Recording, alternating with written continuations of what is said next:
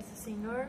Hoje estamos aqui para mais uma devocional em que eu vou estar compartilhando um pouco do meu estudo da Palavra de Deus com vocês. Deus abençoe a todos. Hoje nós vamos estar lendo aqui o livro de Jeremias, em especial o capítulo 4, do versículo 1 ao 4.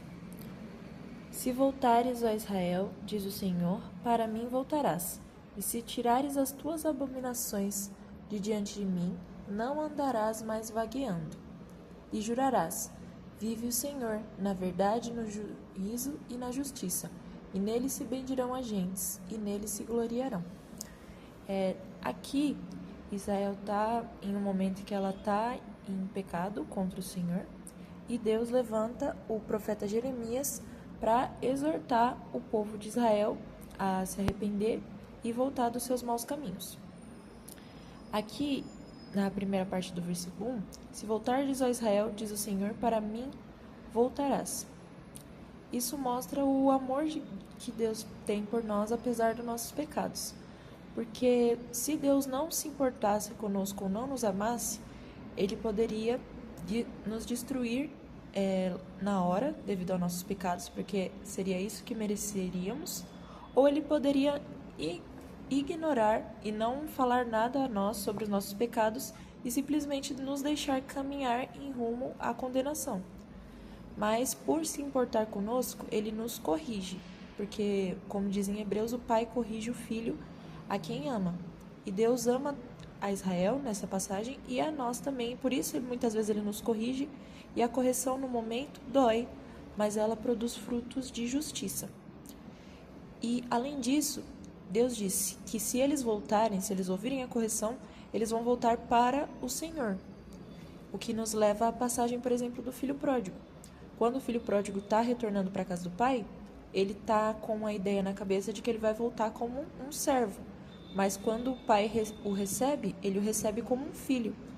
Então, independente do nosso pecado, se nós nos arrependemos com verdade e voltarmos, o Senhor vai estar de braços abertos para nos receber. Mas tem um ponto, que é a segunda parte do versículo. Se tirares tuas abominações de diante de mim, não andarás mais vagueando. Ou seja, para que Deus volte a ser o guia de Israel e eles não fiquem mais vagueando, eles precisam tirar as abominações diante do Senhor. Ou seja, retirar aqueles ídolos que eles têm em seus corações, que na nossa época podem não ser ídolos físicos, mas podem ser coisas e pessoas ou situações ou prazeres que nós colocamos acima de Deus em nossas vidas, que nós acabamos idolatrando. Então é necessário que, para voltar, o Senhor nos recebe quando nós voltamos a Ele, mas para que não andemos mais vagueando, é necessário que nós tiremos todo o pecado e tudo aquilo que nos afasta do Senhor e que funciona como um ídolo em nossas vidas e remove a adoração dEle. Deus deve estar no primeiro lugar em nossas vidas e tudo que remove a importância de Deus ou no nosso coração tem mais importância, deve ser colocado de lado. E por que isso é necessário para não andar mais vagueando? Porque para não andar mais vagueando, precisamos de um guia. E precisamos não só de um guia, mas precisamos seguir esse guia. E para seguir Jesus, nós precisamos seguir aquilo que Ele mandou, o que inclui adorar somente ao nosso Deus e nos afastar do pecado. E a partir do momento que nós seguimos as suas palavras, nós não andaremos mais vagueando, pois nós seremos guiados por Ele e Ele nos mostrará o caminho certo a seguir, que é Ele. Ele é o caminho, a verdade e a vida. No versículo 2, Deus diz que eles jurarão, na verdade, no juízo e na justiça, e nele se bendirão as gentes e nele se gloriarão. Ou seja, a partir do momento que eles voltarem e tiverem o Senhor como guia, eles vão poder louvar a Deus, ter esse prazer de louvar, porque louvar a Deus é um prazer, e reconhecer que em todos esses momentos, tanto no juízo quanto na bonança, Deus vive, Ele é grande, Ele é fiel e Ele é justo. E somente nele serão abençoadas as pessoas e somente Ele merece todo o louvor. E aqui, nele se bendirão as gentes, mostra também que quando nós buscamos servir ao Senhor, não só nós, mas o Senhor busca não só nos abençoar, mas através de nós abençoar outras pessoas e através do nosso testemunho mais almas serem salvas e mais pessoas reconhecerem a Deus como seu Senhor e Salvador e louvar a Ele também. Versículo 3. Porque assim diz o Senhor aos homens de Judá e de Jerusalém: lavrai para vós os campos de lavoura e não semeeis entre espinhos. Aqui nós podemos lembrar da parábola do semeador, que Jesus conta tanto em Mateus quanto em Lucas. Nela, os espinhos representam o cuidado e os deleites dessa vida, ou seja, as coisas desse mundo que muitas vezes impedem que a palavra cresça de forma satisfatória no nosso coração e produza bons frutos.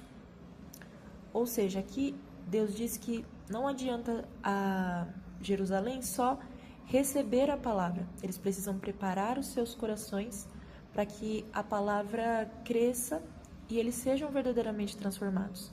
Ou seja, de nada adianta nós recebermos a palavra de Deus, ler a Bíblia e ir no culto, se nós não limpamos os nossos corações tanto do pecado, ou daquelas coisas que são aparência de pecado, ou seja, coisas que não são pecado em si, mas nos levam a pecar, quanto dos cuidados deste mundo, que volta à questão da idolatria, quando nós colocamos as coisas deste mundo num grau de importância maior do que o de Deus.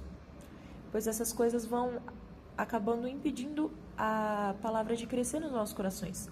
Por quê? Porque nós estamos tão focados nos espinhos, tão focados nessas outras coisas, que nós não damos a devida atenção à palavra de Deus e ela não consegue produzir frutos no nosso coração, porque nós sempre focamos nessas outras coisas.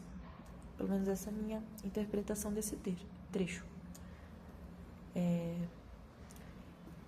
Então, que possamos remover os espinhos dos nossos corações, orar a Deus para que Ele nos mostre quais são esses espinhos, remover aquilo que nós já sabemos que nos afasta dele, para que a semente cresça e nós possamos ser a cada dia transformados e melhorados perante o Senhor.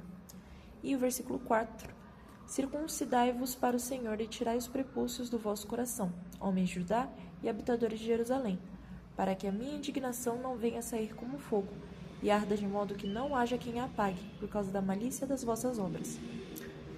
A circuncisão, ela é estabelecida lá em Gênesis, entre Deus e Abraão, e é um sinal da aliança entre Deus, Abraão, e assim entre Deus e o povo de Israel.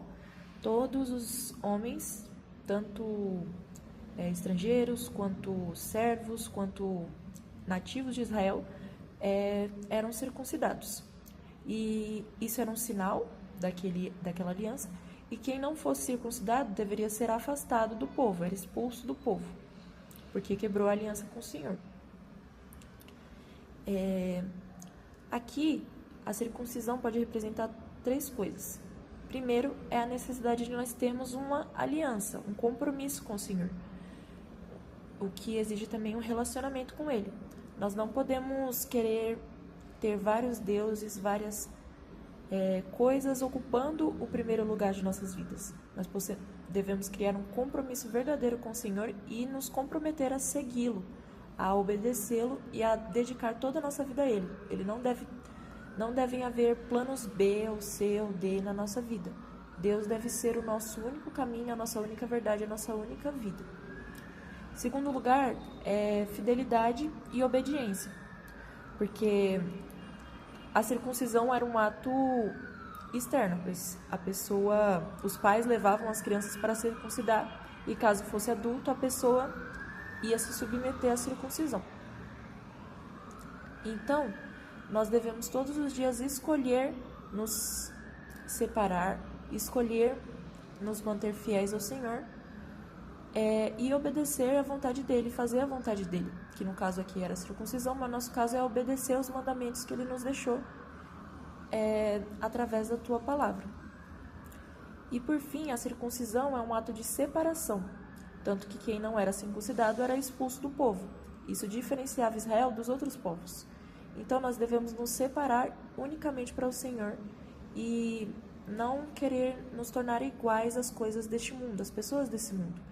Outra palavra para separar é santificar. Nós devemos nos santificar, pois somente através da santificação nós veremos a Deus. Seguir a paz com todos e a santificação, sem a qual ninguém verá o Senhor. Então, que nós possamos nos separar das coisas deste mundo, dos prazeres, do pecado, por mais difícil que isso seja, pedindo sempre ajuda ao Senhor, para que nós possamos vê-lo e estar sempre com Ele. Tirar os prepulsos do nosso coração, ou seja, os pecados, os espinhos, as coisas que nós colocamos em primeiro lugar perante o Senhor, limpar o nosso coração, como no versículo 3 diz, para que a indignação de Deus não venha a sair como fogo. Porque, como nós dissemos no primeiro versículo, Deus, ele é justo. E a consequência dos nossos pecados é a morte. O salário do pecado é a morte. Então, nós merecíamos a condenação e a destruição eterna. Mas Deus nos ama e é misericordioso e Ele nos corrige para que nós possamos ter a oportunidade de nos afastar do nosso pecado. Mas se nós não obedecemos, se nós insistimos em permanecer no pecado, Deus é misericordioso, mas Ele vai aplicar a justiça que é devida. Se nós não deixamos o nosso pecado, nós não nos arrependemos, nós não deixamos Cristo nos purificar e ter uma transformação, nós teremos que pagar pelo nosso pecado, e o salário do pecado é a morte. E isso não é porque Deus é mau, mas como o final do versículo diz, é por causa da malícia das vossas obras, ou seja, é pela consequência do nosso próprio pecado. Quando nós